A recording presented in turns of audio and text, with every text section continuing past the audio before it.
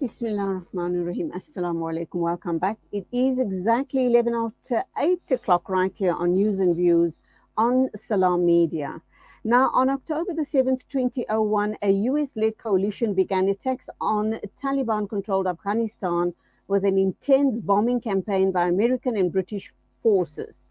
Logistical support was provided by other nations as well, and the invasion of Afghanistan was the opening salvo in the United States war on terror and a response to the September 11, 2001 terrorist attacks on New York and Washington, D.C. The conflict in Afghanistan would span 2 decades and become the longest war in U.S. history, and the rest is history, as the saying goes. To talk to us about pre and post 9/11 attacks on Muslims in the Western world, I guess the word to use here is Islamophobic attacks on Muslims around the Western world, is Professor of Clinical and Community Psychology at the America University in Cairo, and that is you, Mona Amer. Assalamu alaikum. Welcome to the program. Walaikum assalam. Thank you for inviting me. Lovely to have you on the show. I can't even begin to imagine, Alhamdulillah, we live in South Africa and we have our own issues here in the country. But as far as practicing our religion and the freedoms we enjoy in that respect is unbelievable. And I say shukr alhamdulillah for the fact that we are in this part of the world. But then we look at first world countries, they are supposed to be the civilized nations of the world. They meant to be setting the example for the rest of the world. They are not very supportive of brown and black people, are they? Pre the 9/11 attacks, you personally were living in America, and already at that time, you were experiencing discrimination of untold proportions. What's your story?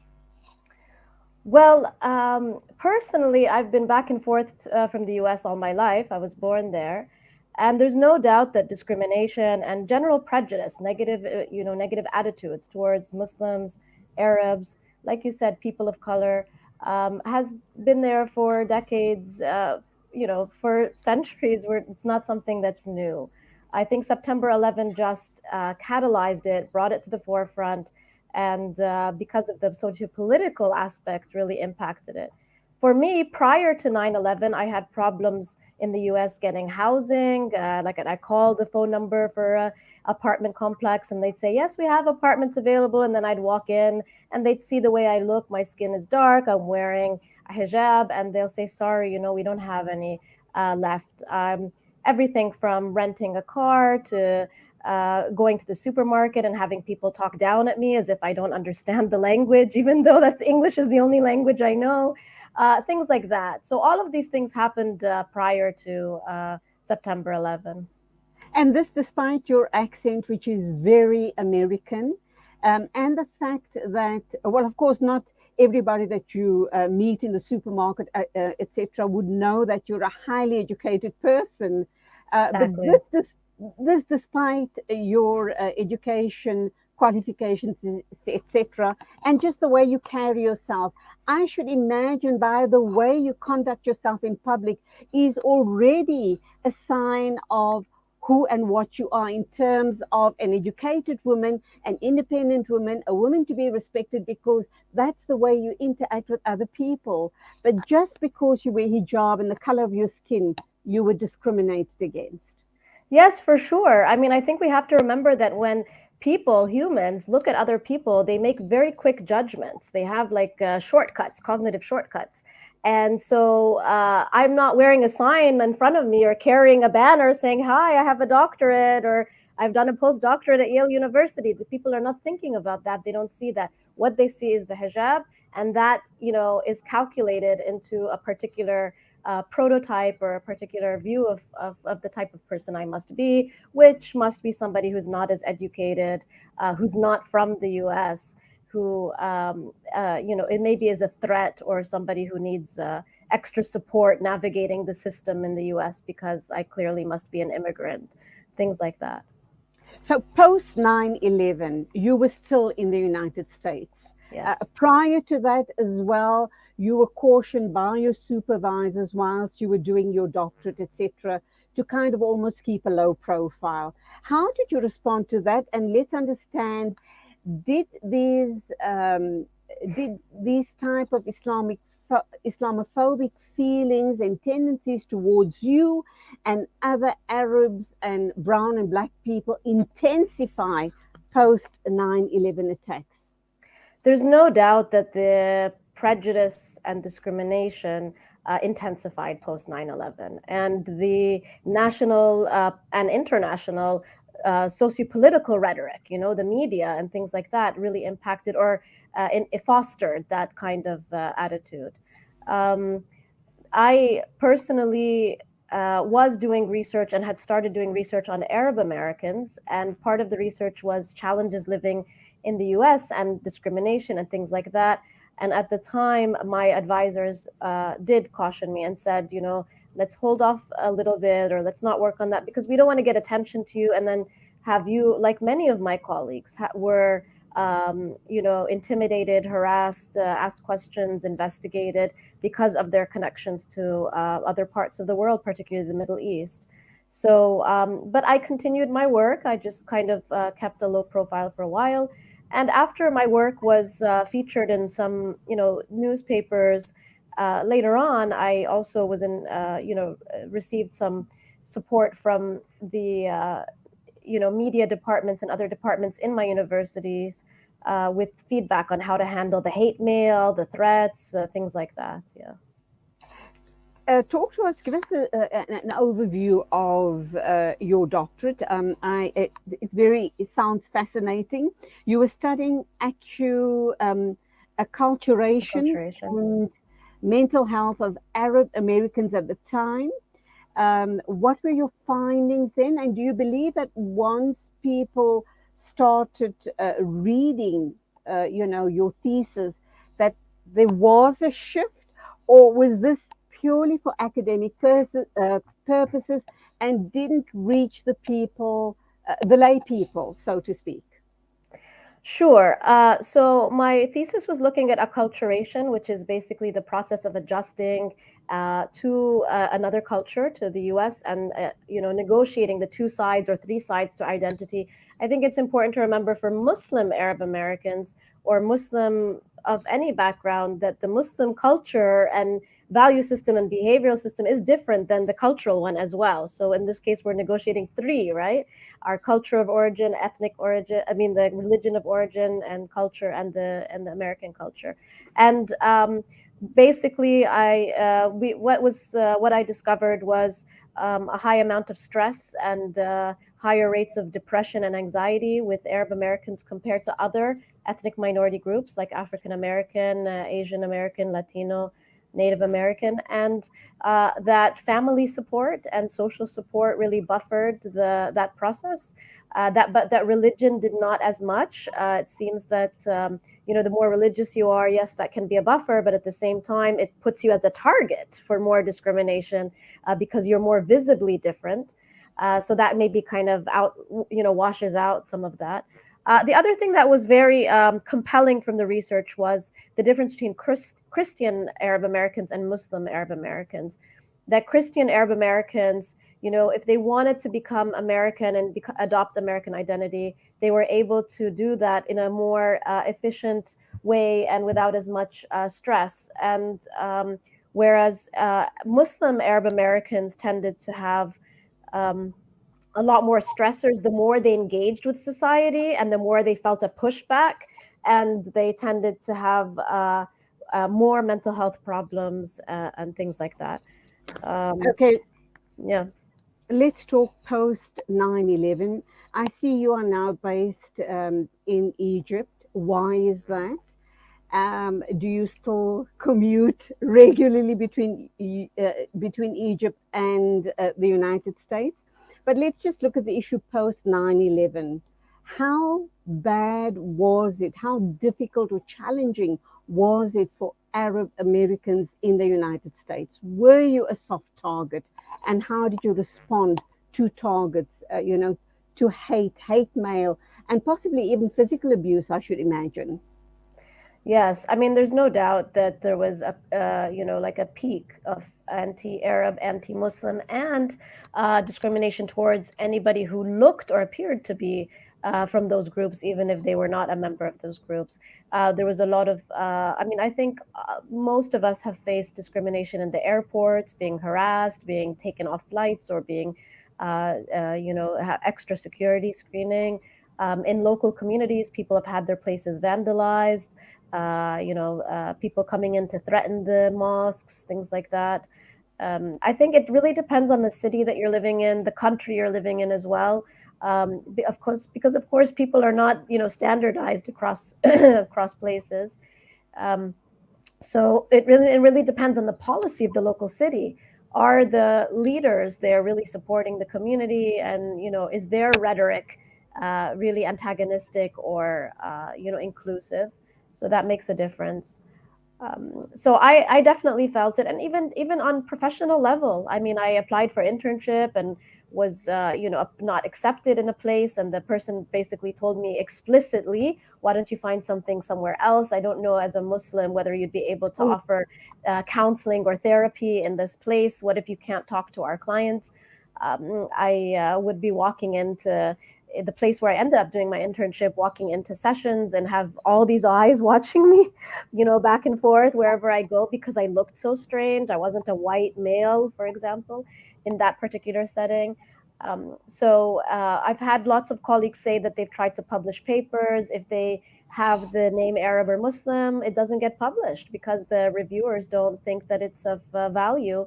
And I've had, even in my own research, had a lot of negative and very discriminatory and very racist comments from professional reviewers who are experts in the field looking at my work. So it's been quite shocking. So on a daily level, professional level, even hobbies and leisure, studies have shown that rates of family excursions decreased, trips to fun places decreased because people felt forcibly excluded from society mhm. and worried that the more they put themselves out there, they will be faced with some kind of negative reaction. So deeply embedded racism against Arab Americans or people of color, so to speak, very especially Arabs and Muslims for that matter. Um, Undoubtedly, those type of feelings just grew, intensified post 11. What's the situation like currently? I do know that you are now in Egypt lecturing at the university there. Any intentions of going back? And what are your findings between your trips, Egypt and the United States? Sure. Actually, I'm living between both countries and I continue to do most of my research in the US, and also co founded and was first president of the American Arab Middle Eastern North African Psychological Association. So I'm still very Congratulations. much involved, thank you, very much involved in the scene over there. The thing that is really important to note is that some people have a misconception that after 9/11 there was a peak of discrimination and then it went down, and that's actually not the case. It just seems to be going up and up and up. And then with certain events, there's peaks. So when President Obama was elected, there was a major peak in anti discriminatory attitudes and behaviors against all groups, so against all minority groups, essentially African Americans, Jews. And during Donald Trump, when he was president, and with Obama, it was probably a reaction to having a black president, right? With Donald Trump, because he legitimized and encouraged and this negative rhetoric towards minority groups, and he even instituted like the Muslim ban, where people from different countries were not welcome to enter the shores of the United States. Because of that, you also see another peak and also some, like courage and confidence to blatantly say anti-Arab, anti-Muslim, anti-black, anti-Jewish, etc. Anti-Asian comments in public without having any kind of negative repercussions. So it is And it is currently, tough. It is And tough now. currently, Currently sure. it's the same. Yes. I mean, Hmm. Donald Trump is no longer president, but these kinds of things are deep-seated.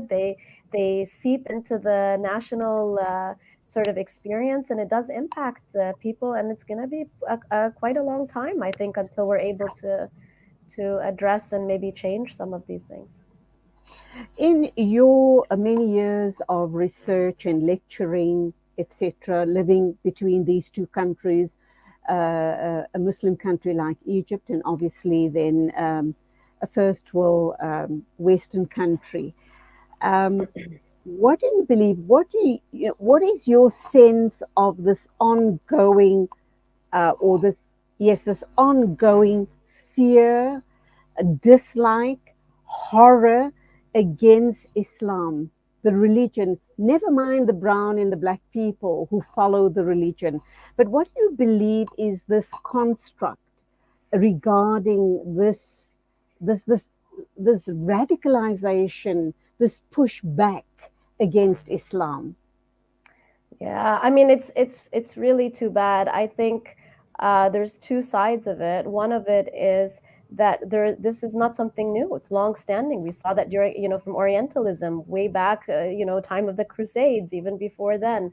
So this sort of fear and Islamophobia, if you want to use that word, towards Islam is has been there for a while, and it just I think shows up with different appearances every as time changes, the appearances change, but it's the same.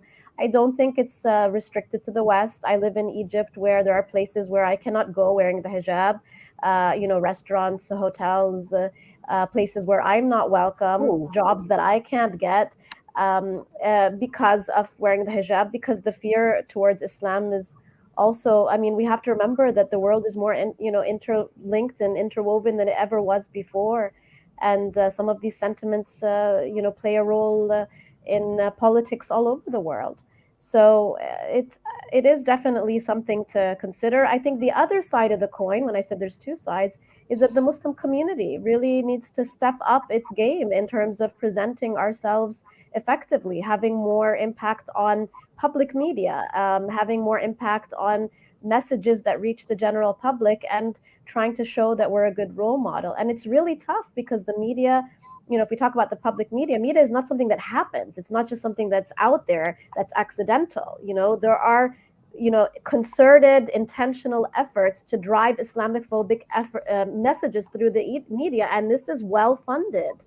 And so we need to, I think, do the same. And unfortunately, Muslim communities, I think, we're willing to dip into our pockets to, support somebody living somewhere, people living somewhere who had an earthquake, or or who are facing poverty, but we don't necessarily really value putting our sadaqah and zakah into funding ideas, knowledge, research, impact, media. These are the things that unfortunately we don't, or funding fellowships, scholarships for people who can become experts in making those changes. So I think if we had a shift even in our way of thinking about sadaqah in particular, I think that could make a big impact, I think. Yeah. okay. And then, if my final question to you, one of two final important questions, would be the whole geopolitics playing out in the Middle East, with a lot of the Middle Eastern leaders being friends with America and other European countries, does impact very negatively on Islam, does it not? Because we act in one way, we say something and we act differently. And then, obviously, all the struggles within the Middle East, the war between Saudi and Yemen, the situation playing out in Iraq, with the politics playing out currently there. And just further feel in and the situation in Afghanistan, and then the all important situation regarding Palestine, and the Zionists having taken almost total control of Palestine, wanting to push the Palestinians out of the country, wanting to make it a totally Zionist state. So all of that plays into this drama of Islamophobia, does it not? With America, obviously, funding the Zionist state. So how do we push back when we don't have the support amongst ourselves? Supposed Muslim countries, supposed Muslim leaders. There is such a fracture between us. It is frightening. Yeah, it's very striking, and this kind of has, I mean, we've always had different countries supporting each other and ignoring major people, other Muslims being harmed in other countries.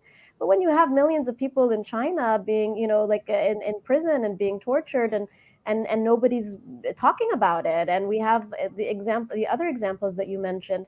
I think I think what we really are missing is some kind of value system that's driving our collective action and some kind of mobilization. Even if if the people speak up and say, like, we are really upset about what's happening in Palestine, then maybe the governments might react accordingly, or vice versa. But I remember when the 1980s and 1990s, there was a lot of political action by youth, and the governments often would align based on value systems or based on national, like pan Arab nationalism or pan whatever nationalism.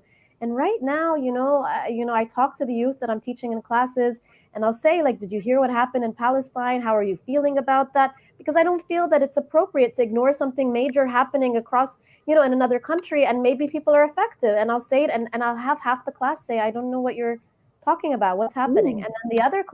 And then other classmates would say, oh, we don't think it's appropriate to talk about these kinds of things in class. I've never seen this kind of attitude before.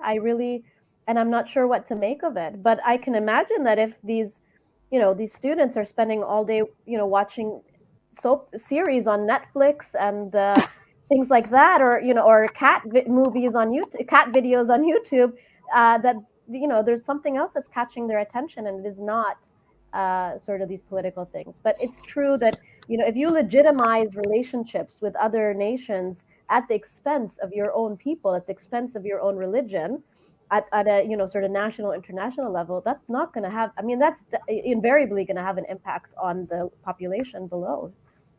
Finally, my final question. Obviously, I could sit here talking to you the entire day. Right. Obviously, we as the Muslim Ummah, the world over, we need to mobilize. We need to think tank about how we move forward, how we get together as a united force, and how we revive the beauty of Islam, and how we show the rest of the world that we are not terrorists. We are peace loving people who want to live in peace, and we should and must be respected and accepted for that.